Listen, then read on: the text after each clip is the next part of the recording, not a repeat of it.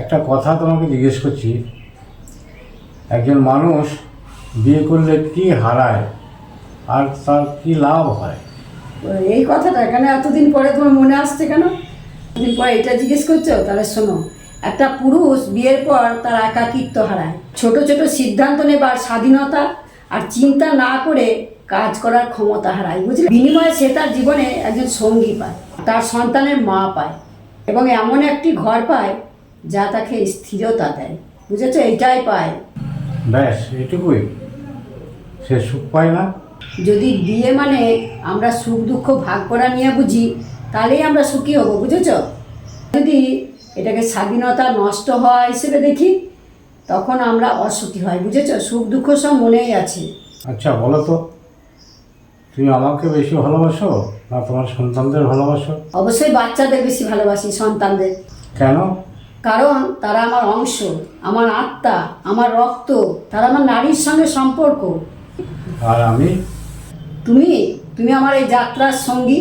কখনো তুমি আমাকে দুঃখ দাও, আবার কখনো আনন্দ দাও। আসলে কি দাম্পত্য সম্পর্ক ত্যাগের ওপর গড়া? আর এই ত্যাগ কি সবসময় পুরস্কৃত হয়? শোনো, নারীর ভূমিকা অনেক, বুঝেছো তো? সে মূল্যায়ন কেউ করে না, বুঝতে পেরেছো? সে নীরবে জীবনের সমস্ত বোঝা বহন করে, দিনের শেষে ক্লান্ত শ্রান্ত হয়ে কিন্তু মুখে হাসিটি ঠিক ধরে রাখে, বুঝতে পেরেছো তো? কিন্তু যখনই পরিবারের যখনই কোনো সমস্যা হয়, তখনই তার দিকে আঙুল তুলে সবাই কথা বলতে কেউ ছাড়ে না। তখন বাচ্চা যদি আঘাত পায়, সবাই বলবে মা দায়িত্ব পালন করে না। বাচ্চা যদি কারোর সঙ্গে খারাপ ব্যবহার করে, মা তার শিক্ষা দেয়নি। সব স্বামী যদি অসুস্থ হয়, তখন কি লোকেরা সব বলে যেন স্ত্রী স্বামীর লক্ষ্য রাখে না, তার জন্য খেয়াল রাখে না, এরকম বলে, বুঝতে পেরেছো? কিন্তু সত্যিটা হলো একজন নারী সংসারের মহান ভূমিকা পালন করে। নারী হচ্ছে আসলে একটা বিদ্যালয়, কিংবা তার থেকে আরও অনেক কিছু বেশি। তা সেই নারী হচ্ছে ডাক্তার, সেই নারী হচ্ছে একটা নার্স, যে রাত জেগে সেবা শুশ্রূষাও করে। নারী হচ্ছে সেই শিক্ষক যে মূল্যবোধ সৃষ্টি করে। শোনো, সেই নারী হচ্ছে এমন একটা লাইব্রেরি, এমন একটা জ্ঞান, সেই জ্ঞান হৃদয়ে দিয়ে স্পন্দিত হয়। যাক, তুমি তাহলে বুঝেছো নাকি বিয়ের পরে এতদিন যে নারী কি জিনিস? যে নারী সংসারের সমস্ত কাজগুলোতে নিষ্ঠার সাথে দায়িত্ব পালন করে, সেই নারীকে আমি অভিবাদন জানাই। যারা অন্যদের জন্য, সংসারের অন্যদের জন্য নিজের সুখ শান্তি সব কিছু বিসর্জন দেয়।